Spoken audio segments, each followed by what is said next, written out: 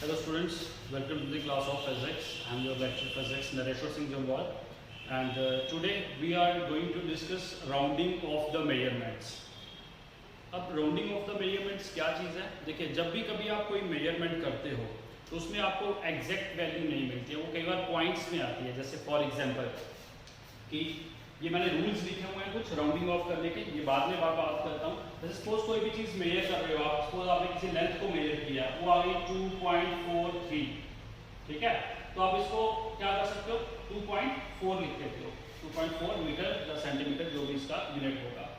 तो जब हम ये राउंडिंग ऑफ करते हैं तो राउंडिंग ऐसे नहीं है कि 2.4 लिख दिया तो 4 क्यों लिखा, यहाँ पे हमने 5 क्यों नहीं लिखा.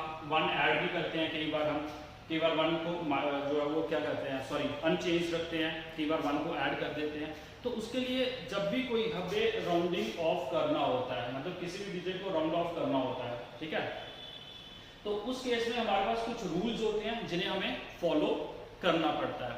तो आज जो राउंडिंग ऑफ है, हालांकि आपने ये मैथ्स में पढ़े भी होंगे जो रूल्स होते हैं राउंडिंग ऑफ करने के, तो कुछ रूल्स पता भी होंगे कुछ बच्चों को, और कुछ रूल्स जो है वो और आज हम डिस्कस करेंगे.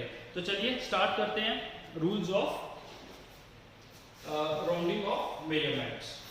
तो सबसे पहला रूल क्या कहता है, जो कि आप सभी बच्चों को पता होगा, वैसे मैंने यहाँ पर लिखा है rule number 1, that if a digit to be dropped is less than 5, then preceding digit should be left unchanged. Okay?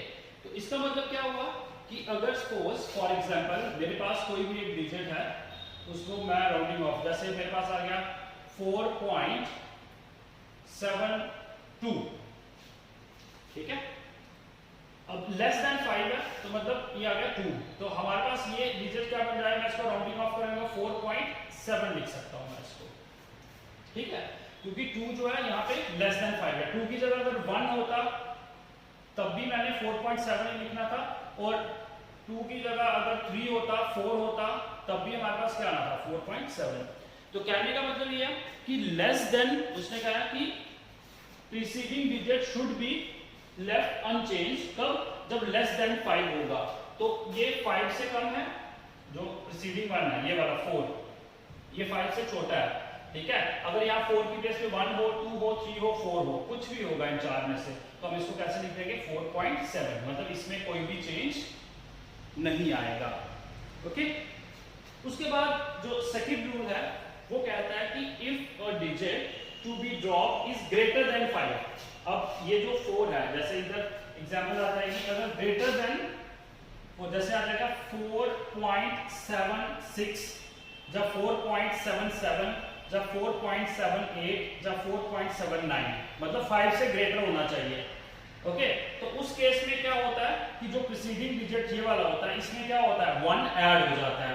तो हम इसको ऐसे लिख देते हैं 4.8.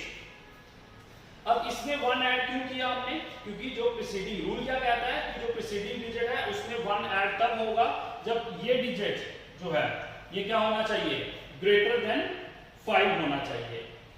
अगर ये ग्रेटर देन 5 होगा तो प्रीसीडिंग डिजिट जो है वो इंक्रीज हो जाएगा 1 से. देखिए क्या कहा उसने, if a digit to be dropped is greater than 5, अगर ये डिजिट ग्रेटर देन 5 है, then preceding digit is increased by 1. Preceding मतलब जो से पहले होता है, इससे जो पहले वाला 7 में क्या हो जाएगा, ऐड 1 हो जाएगा. तो हम इसको कैसे लिखते हैं, 4.8. तो इन दो रूल के अकॉर्डिंगली क्या होता है कि अगर 5 से छोटी टर्म है, ठीक है, प्रीसीडिंग 1 जो है उसमें कोई भी चेंज नहीं आएगा. लेकिन अगर 5 से बड़ी टर्म है इसके साथ, तो प्रीसीडिंग 1 में 1 जो है वो क्या हो जाता है, ऐड हो जाता है.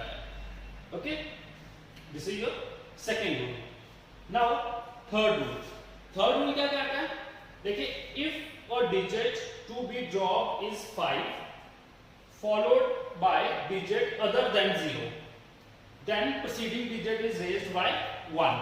अब क्या कह रहा है, वो कहता है कि अगर आपको सपोज ऐसे आ जाता है digit 4.51, sorry, not 4.51, that is 4.751, ठीक है.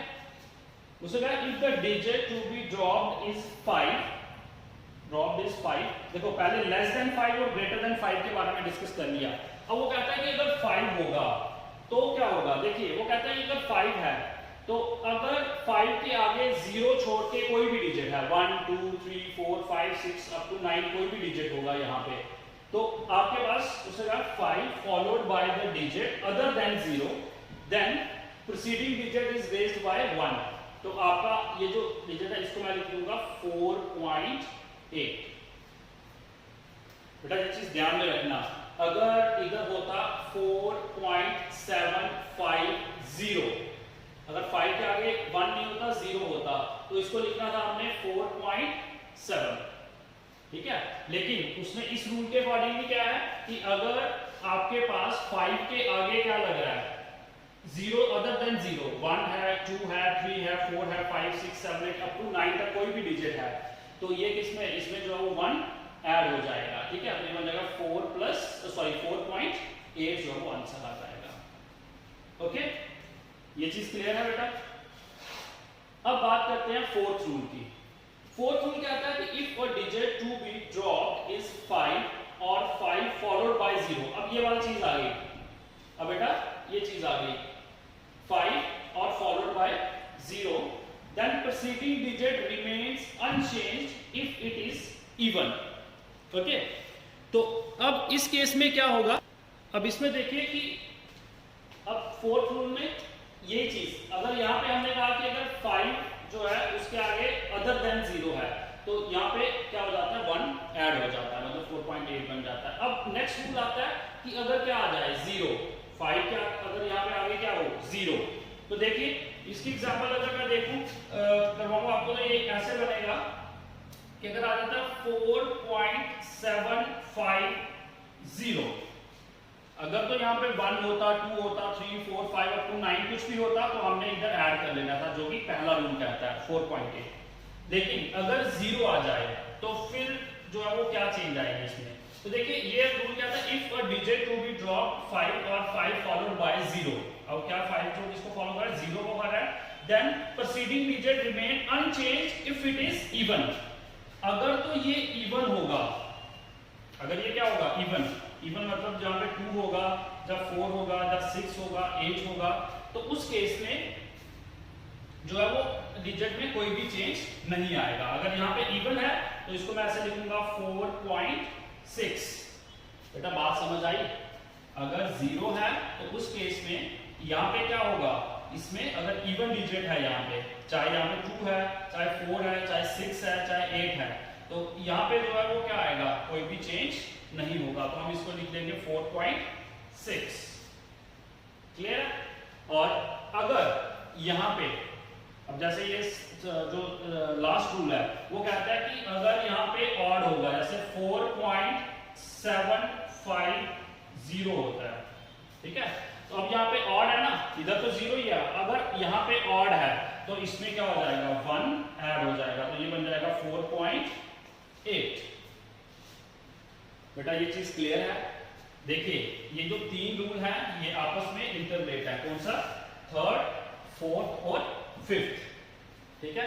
कैसे, थर्ड रूल क्या कहता है कि अगर 5 के आगे नॉन जीरो डिजिट है, नॉन जीरो कोई भी डिजिट है, तो हम यहाँ पे क्या लिख देते हैं 4.8 लिख देते हैं, मतलब जो प्रीसीडिंग में 1 ऐड कर देते हैं। उसके बाद क्या कहता है कि अगर क्या आ जाए 0 आ जाए यहाँ पे, ठीक है, तो अगर 0 आ जाएगा तो फिर क्या होगा। अब देखिए 0 के केस में हमने पढ़ लिया कि अगर 0 है यहाँ पे, 5 के आगे 0 है, अगर तो होगा यहाँ पे इवन, 5 के प्रीसीडिंग वन अगर होगा इवन तो कोई भी चेंज नहीं आएगा, और अगर होगा यहाँ पे ऑड तो उसमें क्या हो जाएगा 0.8, तो यहाँ पे भी आपका क्या आना था फिर 4.8। बात समझ गए। ये हमारे पास 5 रूल है, और जो पहले रूल ये बताइए अगर 5 से कम है तो इसमें कोई भी चेंज नहीं आएगा, और 5 से ज्यादा है तो उसमें क्या होगा 1 ऐड हो जाएगा, और जब 5 होगा ना ज्यादा है ना 5 से कम है, मतलब अगर एग्जैक्ट 5 है तो उस केस में भी फिर हम क्या करते हैं, जो 5 के आगे डिजिट होता है अगर वो नॉन जीरो है तो आपके पास 1 ऐड हो जाएगा, और अगर 0 है तो फिर हमें चेक करना पड़ता है, अगर जो 5 से पहले डिजिट है वो अगर इवन है तो कोई भी चेंज नहीं आएगा, और अगर ऑड है तो उसमें 1 ऐड हो जाएगा। Okay, so these are the rules of rounding off. अगर आपने किसी भी मेजरमेंट को क्या करना है, राउंडिंग ऑफ करना है, तो आपको ये 5 रूल जो है वो आपको याद रखने हैं।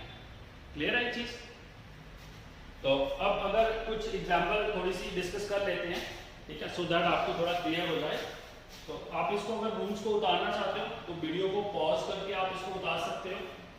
ओके, जाके स्क्रीनशॉट ले लीजिए इसका। ओके, तो चलिए कुछ रूल्स के अकॉर्डिंगली हम इसको थोड़ी सी एग्जांपल सॉल्व कर लेते हैं। जैसे सपोज अगर आपको कोई एग्जांपल आती है कि हमें राउंडिंग ऑफ करना है,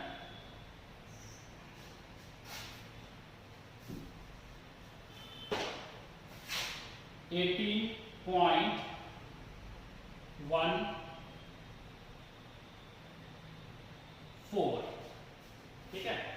अब 18.14 है, तो इसका अगर राउंडिंग ऑफ करेंगे तो देख रहे हो यहाँ पे क्या है, 5 से छोटा है ये, तो इसका आंसर क्या आएगा 18.1। बात समझ आ गई? ऐसे ही अगर दूसरे रूल के अकॉर्डिंग अगर यहाँ पे आ जाता है 18.17, तो 7 जो है वो 5 से बड़ा है, तो इधर क्या हो जाएगा 18.2। ऐसे राउंडिंग ऑफ कर सकते हैं इसको। क्लियर है ये चीज? ठीक है। या फिर थर्ड रूल के अकॉर्डिंगली अगर आपके पास आ जाता है 18.15, समझ लो 5 से कम था वो वाला रूल भी कर लिया, अगर 5 से ज्यादा हो वो भी रूल कर लिया, लेकिन अगर एग्जैक्ट 5 हो तो फिर हमें उसके आगे वाला डिजिट जो है वो भी देखना पड़ता है। तो अगर तो यहाँ पे 5 1 होगा, जब 5 2 होगा, जब 3 होगा, 4 अप टू 9 कुछ भी होगा, तो मैं यहाँ पे लिखूंगा 18.2। एक जो है उसमें क्या हो जाता है, ऐड हो जाता है। ठीक है, ये थर्ड रूल कहता था। फोर्थ रूल क्या कहता है कि अगर 18.50 है, मतलब अगर तो नॉन जीरो होगा 5 के आगे, सॉरी 18.15, ठीक है, अगर जीरो है, ठीक है, 5 है तो उसमें भी देखना पड़ता है, अगर नॉन जीरो है तो यहाँ पे ऐड करते हैं, अगर जीरो है तो उस केस में क्या होता है, उस केस में फिर हमें देखना होता है, अगर तो यहाँ पे क्या है ऑड वर्ड है, यहाँ पे ऑड है ना, तो ऑड है तो हम इसको क्या कर देंगे 1 ऐड कर देते हैं, मतलब 18.2 बन जाता है। और अगर यहाँ पे इवन हो जैसे 18.250, तो अब 2 जो है वो इवन है तो यहाँ पे कोई भी चेंज नहीं होगा, तो 18.2 जो है वो आपका राउंडिंग ऑफ करके आ जाएगा। बड़ा क्लियर है ये चीज? ठीक है, तो ये कुछ रूल्स हैं, ये आपने मेजरमेंट में जब भी राउंडिंग ऑफ करनी है तो इनको दिमाग में रखना है। Okay, thank you.